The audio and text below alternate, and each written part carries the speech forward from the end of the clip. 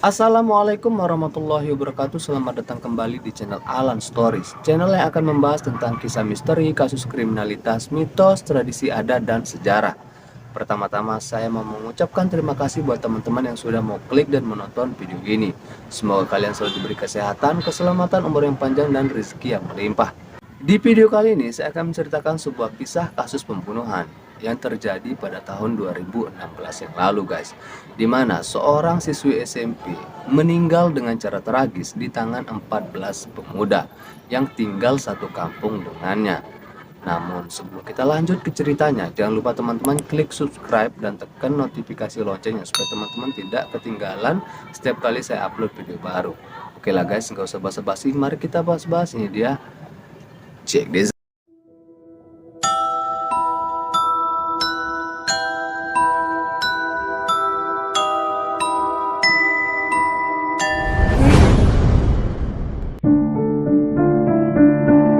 Yuyun merupakan anak kembar pasangan Yakin dan Yana yang lahir di Musiwaras tanggal 18 Maret 2022.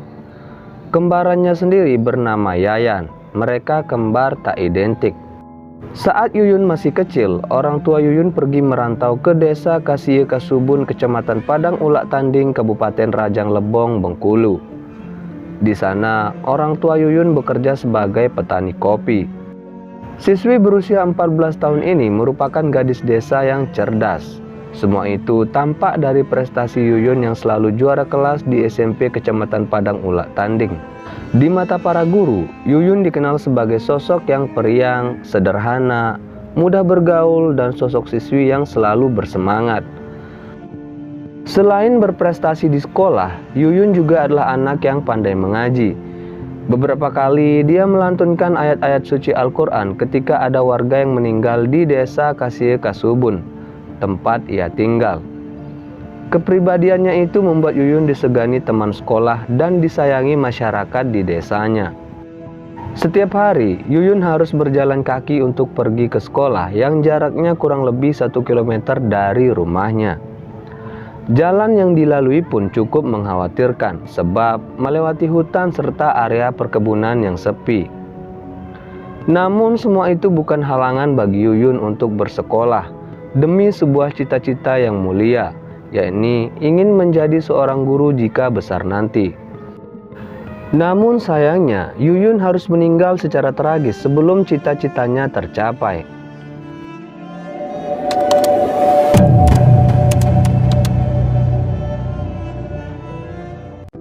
Hari Sabtu, tanggal 2 April 2016, Yuyun pulang sekolah sekitar pukul 13.30 waktu Indonesia Barat.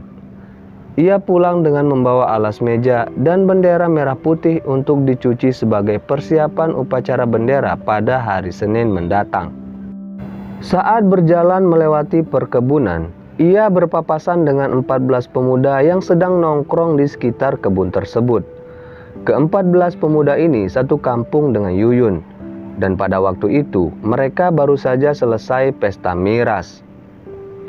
Di antara ke-14 pemuda tersebut, 2 orang di antaranya merupakan kakak kelas Yuyun, dan salah satunya sudah keluar dan tidak bersekolah lagi di SMP Negeri 5 Padang Ulak Tanding. Ketika para pemuda yang sedang mabuk berat ini melihat Yuyun melintas, mereka langsung mencegat dan menyeret Yuyun ke semak-semak, kemudian menyekap Yuyun. Mereka secara bergantian memperkosa Yuyun. Yuyun berontak, mencoba menyelamatkan diri, namun pelaku lain malah mencekik dan memukulnya menggunakan kayu, sehingga membuat Yuyun lemas tak berdaya sampai meninggal dunia. Bahkan beberapa di antara mereka ada yang mengulangi perbuatannya 2 hingga 3 kali, walaupun telah mengetahui Yuyun sudah tak bernyawa. Setelah puas melampiaskan nafsu bejatnya, para pelaku kemudian mengikat tubuh Yuyun menggunakan tali sepatu dan robekan seragam pramuka milik Yuyun, lalu membuang jasad Yuyun ke tepi jurang. Sedangkan di rumah, orang tua Yuyun sedikit khawatir karena sudah menjelang malam, sang anak belum juga pulang. Kemudian keesokan harinya, tanggal 3 April 2016, sepulang dari ladang, orang tua Yuyun bersama warga desa melakukan pencarian terhadap Yuyun. melakukan pencarian ke berbagai tempat hingga malam hari, namun tak membuahkan hasil.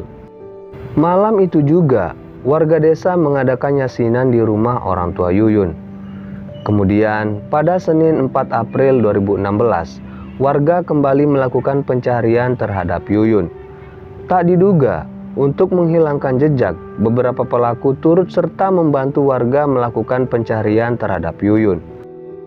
Setelah mencari ke berbagai tempat, akhirnya pada pukul 13.00 mayat Yuyun ditemukan.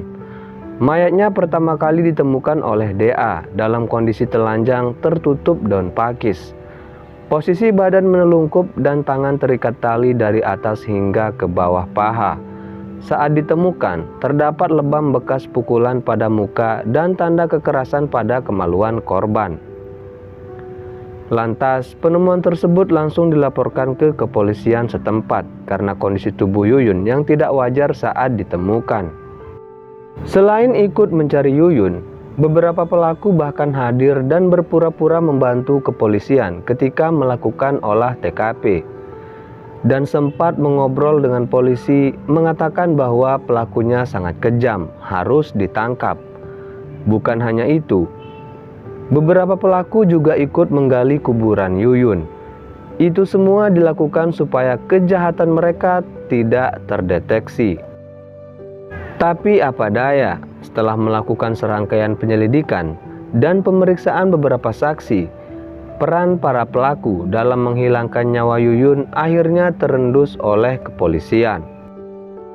Kemudian, pada Jumat 8 April 2016, polisi menggelar operasi penangkapan dan mengamankan beberapa pelaku yakni Dedi Indra Muda, Tommy Wijaya, dan DA. Keesokan harinya, polisi menangkap 9 pelaku lainnya, termasuk 2 kakak kelas sekaligus tetangga Yuyun. Sedangkan 2 lainnya melarikan diri. Setelah ditangkap, para pelaku memberikan keterangan yang berbeda-beda, sehingga kepolisian harus bekerja keras dalam mengungkap kasus ini. Di sisi lain, setelah penangkapan ke-12 pelaku, orang tua Yuyun seringkali mendapat teror dari keluarga para pelaku. Orang tua Yuyun sering diancam akan dibunuh, sehingga selama proses kasus kematian Yuyun berjalan, orang tua Yuyun mengungsi ke tempat yang aman. Mereka menumpang di salah satu rumah dinas di lingkungan sekolah kepolisian negara Bukit Kaba. Yang paling parah adalah saudara kembar Yuyun. Karena kematian Yuyun membuat Yayan trauma, sehingga dia tak mau lagi pergi ke sekolah. Setelah menjalani beberapa kali sidang, akhirnya 5 terdakwa pembunuh Yuyun divonis berbeda oleh Majelis Hakim Pengadilan Negeri Rajang Lebong Provinsi Bengkulu. Otak dari pembunuhan tersebut bernama Zainal alias Bos divonis hukuman mati. Sementara 4 terdakwa yakni Tommy Wijaya, M. Suket, Mas Bobi, dan Faisal dijatuhi 20 tahun penjara. Selain itu, kelimanya juga harus membayar biaya perkara serta denda 2 miliar atau hukuman pengganti 3 bulan penjara. Orang tua Yuyun yang mendengar vonis ringan kepada beberapa pelaku merasa marah. Menurut mereka, seharusnya semuanya dihukum mati. Sedangkan beberapa hari setelah 7 terdakwa divonis 10 tahun penjara, 1 lagi tersangka berinisial JF menyerahkan diri. Dia menyerahkan diri dengan diantar orang tuanya ke Polsek Padang Ulak Tanding. Ternyata selama 1,5 bulan JF bersembunyi di dalam hutan. JF melarikan diri ke dalam hutan setelah mengetahui rekan-rekannya ditangkap petugas. Di dalam hutan, dia makan apapun yang ada di hutan dan berpindah-pindah ke satu tempat ke tempat yang lainnya. Sedangkan pelaku yang satunya lagi, sampai video ini saya buat, saya belum mendapatkan informasi tentang keberadaan FR. Apakah sudah tertangkap atau belum? Nah, itu dia kisah tragis Yuyun yang cita-citanya direnggut oleh 14 pemuda yang masih satu kampung dengannya. Mohon maaf jika informasi yang saya sampaikan kurang tepat atau mungkin ada perbedaan pendapat. Mohon tulis di komentar. Sampai bertemu di video selanjutnya. Wassalamualaikum warahmatullahi wabarakatuh.